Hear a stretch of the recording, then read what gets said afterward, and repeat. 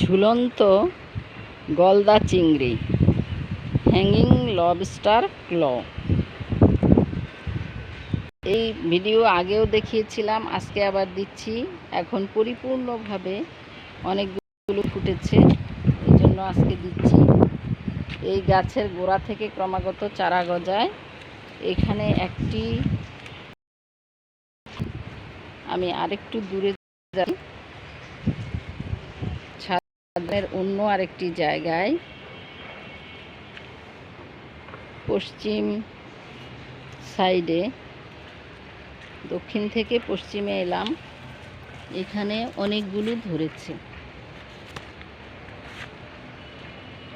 ওখানে একটা, আর এইখানে দেখেন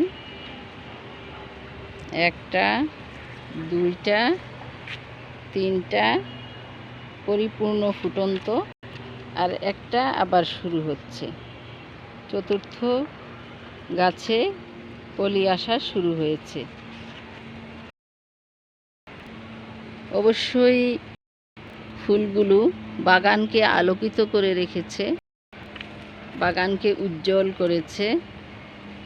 এই গাছ অনেক লম্বা হয়, এটা 4-5 ফুট লম্বা হয়ে গিয়েছে এই গাছগুলো, এবং টবের মধ্যে একটা গাছ থেকে অনেকগুলো গাছ বের হয়েছে। পাতাগুলো সুন্দর, লম্বা লম্বা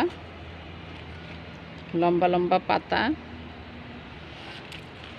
কলা পাতার মিনি সাইজ, তবে কলা পাতার মতো না, এইটি একটু শক্ত পাতা।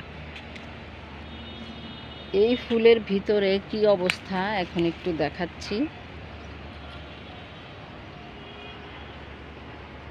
এই জায়গায় যে ফুল রয়েছে, ভিতরে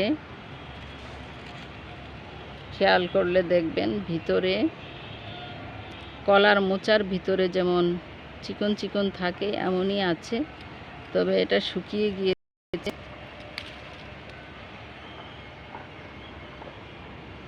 এর মধ্যে বীজ হবে কিনা, কখনো এরকম বীজ থেকে চারা দেখি নাই, তবে এটা গোড়া থেকে, কন্দ থেকেই চারা হয়। আর এটার হ্যাঙ্গিং লবস্টার ক্ল বলার কারণ, গলদা চিংড়ি বা লবস্টার যেরকম মাথাটা থাকে অনেকটা ওই ধরনের মাথা, আর এখানে মাথার যে শুঙ্গা বা আঁশ থাকে ওই রকমের বের হচ্ছে।